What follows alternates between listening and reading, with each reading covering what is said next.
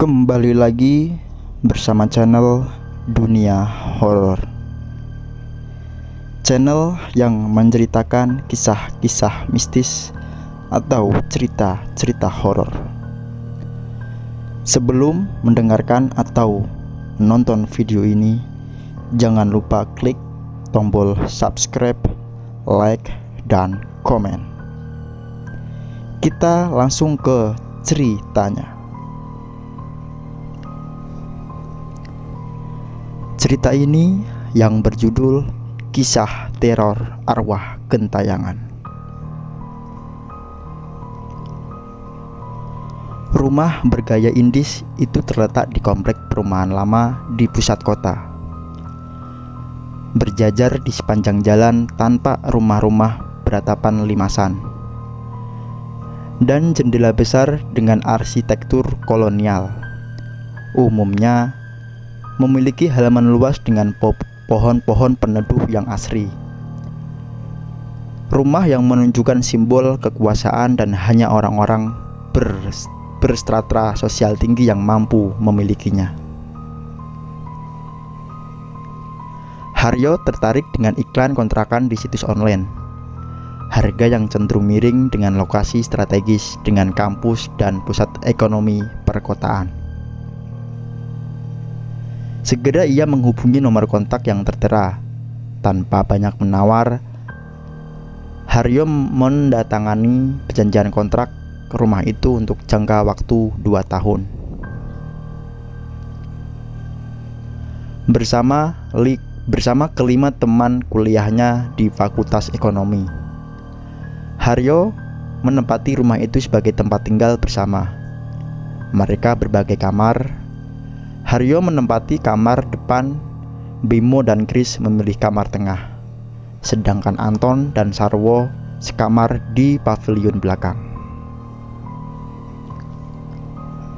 Hari pertama bermalam di rumah itu, Sarwo merasakan sesuatu yang ganjil. Malam itu, tiba-tiba listrik mati. Sarwo gelisah, entah mengapa pikirannya melayang tak jelas arah. Sementara Anton, teman sekamarnya, sudah terlalu lelah angkut-angkut barang pindahan. Ia terkapar pulas. Belakangan diketahui Anton bermimpi dipukuli dan diusir dari rumah itu oleh perempuan setengah baya. Malam itu dan malam-malam berikutnya, Sarwo selalu merasakan dinginnya desir angin yang menyelinap melalui lubang jendela dan mendengar desahan napas yang menghela panjang. Sarwo juga merasakan kehadiran sosok anak kecil perempuan usia 7 tahun berwajah datar tanpa ekspresi. Bayangan anak itu seringkali terlihat sedang jongkok bermain sendirian di teras depan pavilion kamarnya. Tak berbeda pula dengan Haryo yang menempati kamar depan. Tengah malam, setiap kali bermaksud buang air kecil di kamar mandi, ia seringkali berpapasan dengan bayangan sosok perempuan Jawa berkebaya berusia sekitar 50 tahun. Bimo pun menceritakan hal yang sama. Sebulan mereka tinggal di rumah itu, hampir setiap malam Bimo didatangi gadis cantik berambut panjang. Gadis itu selalu tampak sangat murung, bahkan terkadang terlihat duduk menangis air mata darah di sofa ruang tengah. Chris begitu pula. Ia merasa sering diikuti kemanapun pergi oleh remaja lelaki. Tak hanya malam hari, ketika berangkat kuliah naik sepeda motor, Chris dibonceng bocah berambut keriting itu setelah anak itu membutuhkan teman bermain. Gangguan makhluk astral di rumah itu sudah sangat frontal. Mereka tak lagi menampakkan diri kepada 5 sekawan itu. Terkadang bukan sekelebat bayangan yang datang, tetapi sungguh jelas bentuk tubuh 4 dimensi yang mengerikan. Bahkan tak segan berkontak fisik ataupun sekadar memindahkan barang-barang dan menjatuhkannya. Teror tak berkesudahan setiap hari menghampiri. Kejadian setiap hari sudah seperti adegan di film saja. Haryo dan kawan-kawannya serius menyikapi berbagai keganjilan yang mereka alami semenjak tinggal di rumah kontrakan itu.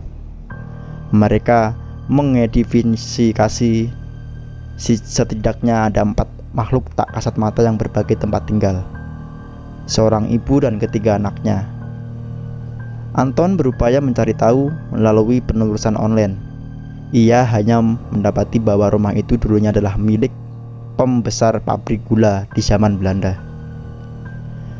Lalu beberapa kali berpindah kepemilikan kepada pribumi.